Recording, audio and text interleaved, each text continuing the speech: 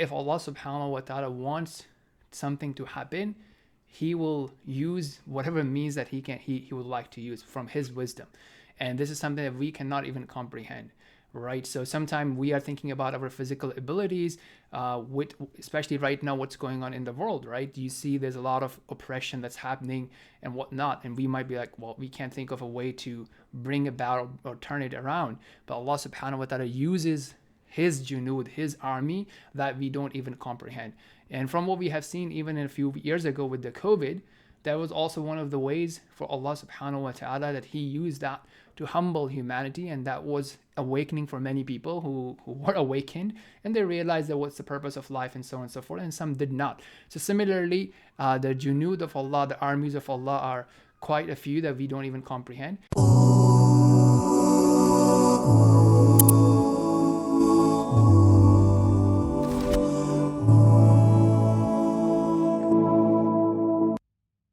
Assalamu alaikum. Welcome to our next episode of Quranic Transformation with our beloved brother Mohammad Arshad. Assalamu alaikum, Muhammad. How are you doing? Alaikum, I'm good. How are you, bro? Alhamdulillah, alhamdulillah. All right, with that, we'll just get right into it. And we are in Surah Al-Muddathir. And verse number 31, Allah subhanahu wa ta'ala says, أعوذ بالله من الشيطان الرجيم وما جعلنا أصحاب النار إلا ملائكة وما جعلنا عدتهم إلا فتنة للذين كفروا ليستيقن الذين أوتوا الكتاب ويزداد الذين آمنوا إيمانا ولا يرتاب الذين أوتوا الكتاب والمؤمنون وليقول الذين في قلوبهم مرض والكافرون ماذا أراد الله بهذا مثلا كذلك يضل الله من يشاء ويهدي من يشاء وما يعلم جنود ربك إلا هو وما هي إلا ذكرى للبشر. All right, so let's discuss this. Obviously, we see a few themes here. Is there a particular one that jumps out to you? Or let me start there, inshallah. So I think if we just start with the order that I mentioned here, the first theme that comes to me is the concept of yaqeen, confidence, faith in the words of Allah subhanahu wa ta'ala. And as we see here that different types of people can use the same topic, same content, same ayat of Allah subhanahu wa ta'ala to increase their iman, their faith, and some people would use the same content to decrease their faith. So to me, it's a lot going back to the attitude that we approach the Quran with. Yeah, so before I say further, I'd like to hear your thoughts on this topic, this theme from this verse, inshallah. What do you think, Mohammed? Yeah, so I completely agree with what you said. I think the Quran is very unique in that way, in the sense that the way you come to it, it will give you a different impact. And the key to that, I think, is actually sincerity. So if a person comes to the Quran sincerely hoping to find guidance, then of course it's going to be a means for his guidance. But if you come to the Quran in a very negative way, in a way to kind of disregard the Quran or be negative towards it, a lot of the time that will become a means of misguidance for you. Now, there are some people, as you know, people who try to disprove Quran. They come with that mindset of trying to disprove it, but it actually still takes them over. And sincerity in them for sure, because then Allah guides them through it. So I think it's an amazing thing, and it really shows us that we've got to be very mindful when we're coming to the Quran. Beautiful. Yeah, and just to picking up on what you just mentioned, and that's also leading to another theme here, as Allah says here, right? That this is how Allah misguides or leads to go astray whoever He chooses, and He guides whoever He chooses. So, which is, I think, very important, especially when it comes for us, even for our own self, and also giving da'wah to others, calling others to Islam. So remember that it's not me, it's not my arguments, it's not my eloquence and how I'm going to present the ideas. Obviously, we have to do our best and put our best foot forward. But at the same time, we have to realize and be humble that at the end of the day, it is Allah subhanahu wa ta'ala who gives you that tawfiq, that guidance, that love, which would result in two things. One is whenever we're trying to work on ourselves, or with others, first and foremost, never leave the topic of dua. And also at the same time being obedient to Allah subhanahu wa ta'ala. So if we are disobeying Allah subhanahu wa ta'ala and then say, okay, well, I'm a da'i, or I'm going to make these compromises and call people to Islam, that's not going to be the best way. Same thing if we have family members or children or youth, you're giving them da'wah, don't stop using the power of dua and tawakkul in Allah and obedience to Allah as you continue to invite them with hikmah, with beautiful speech, and so on and so forth.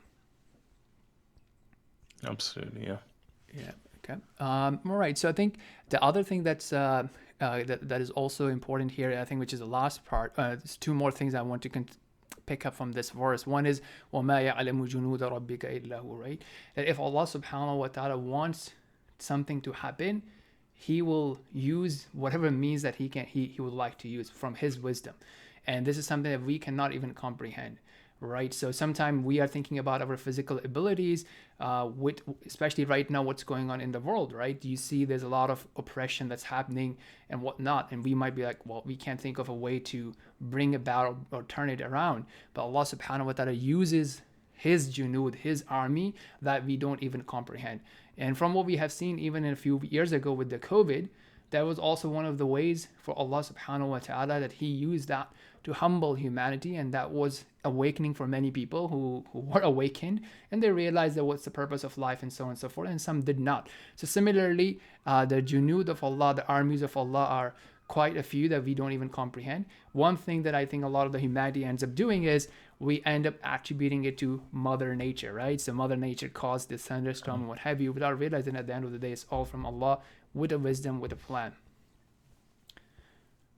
Yeah, absolutely. And I think sometimes, like, when we think about the forces of Allah, obviously we're thinking like huge things like angels and many angels.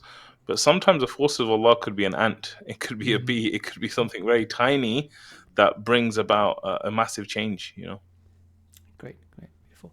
And lastly, I think what is Allah describing these verses as, right? And Allah says that this is nothing but a reminder.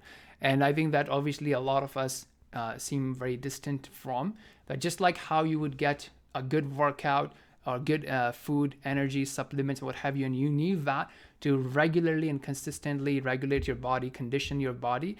Similarly, we should be approaching Quran to get those spiritual doses and those iman boosters to increase our faith and so on and so forth. So that's something for us all to think about, is like, how much time am I actually spending consuming the content of Quran? Yes, we are consuming a lot more content these days and different types of content, short, long, what have you. But what is my connection and consumption of Quran? As Allah is reminding us again that this is nothing but a reminder to condition your soul. Well, would you like to reflect on Yeah, that? I think, yeah, definitely. I think this is a really important point you picked up on, because if you think about a person, right, like, who hasn't slept the whole night, if you saw them the next day, they would be messed up. Okay. If you think about a person who hasn't eaten or had water the whole day, like, you imagine after 24 hours of not having anything, they're totally messed up. So in the same way, like, if we are not touching the Quran regularly, and I mean like daily, it's the same thing. Like, just a day without food, water, sleep, something like that, it will mess you up. It's the same with the Quran. Like, we have to have that constant reminder.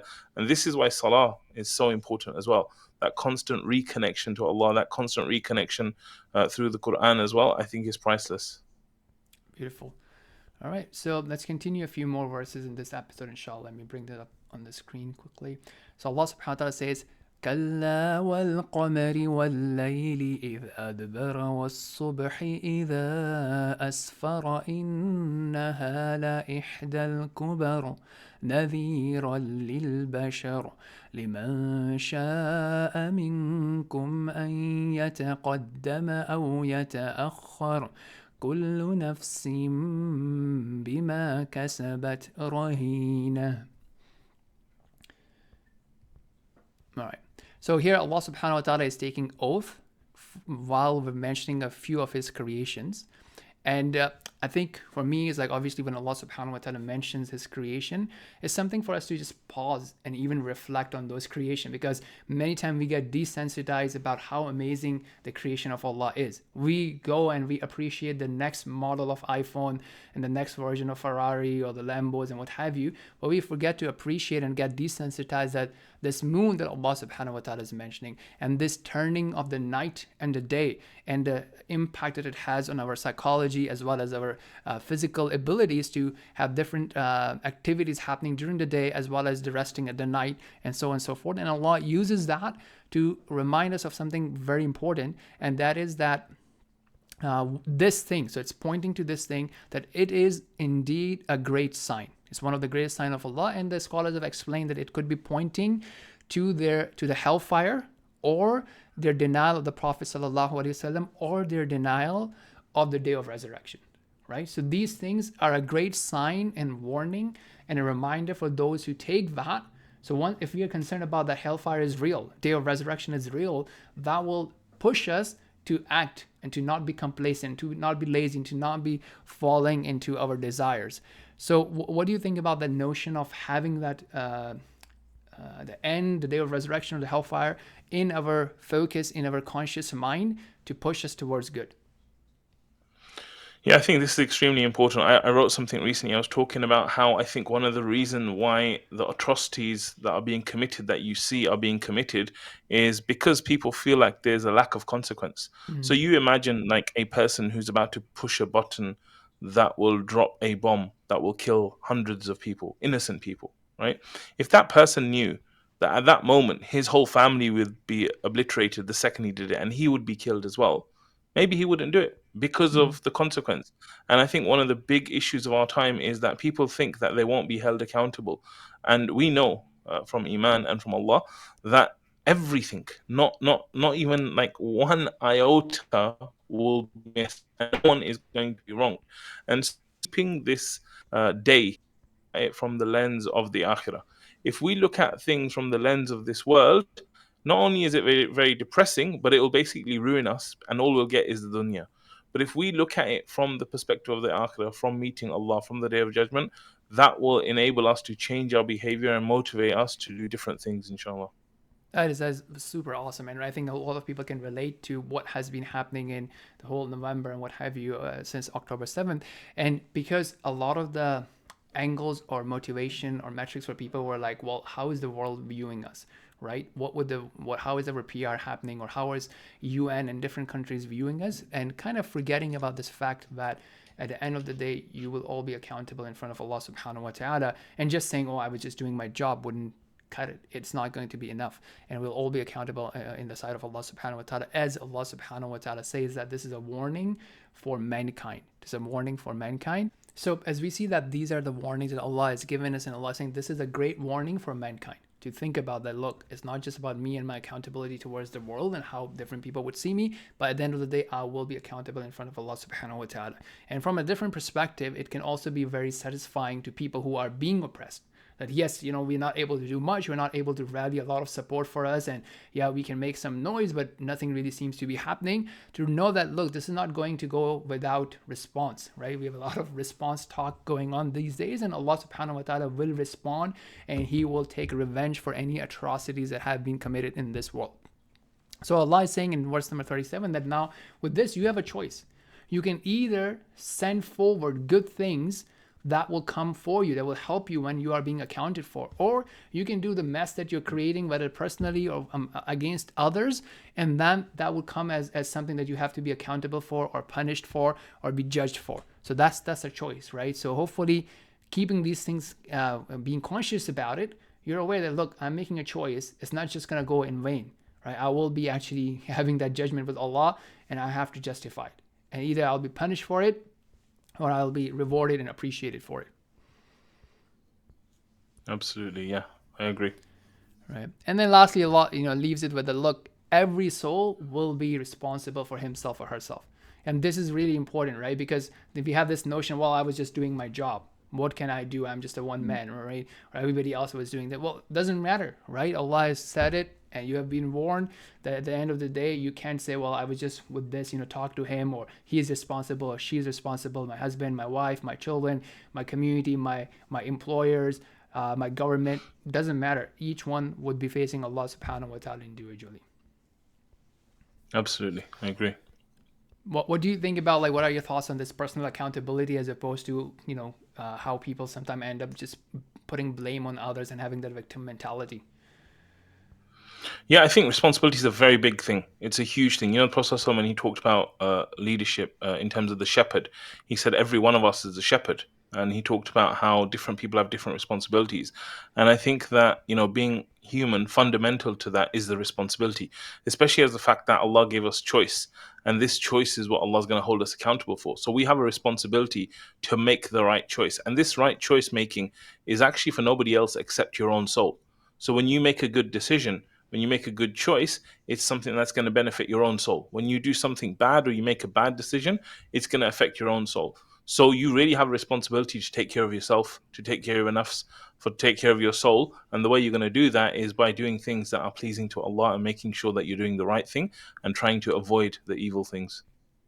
Beautiful. So, yep, so I think this is a good point to stop, inshallah, and we'll see you all in the next episode. Assalamu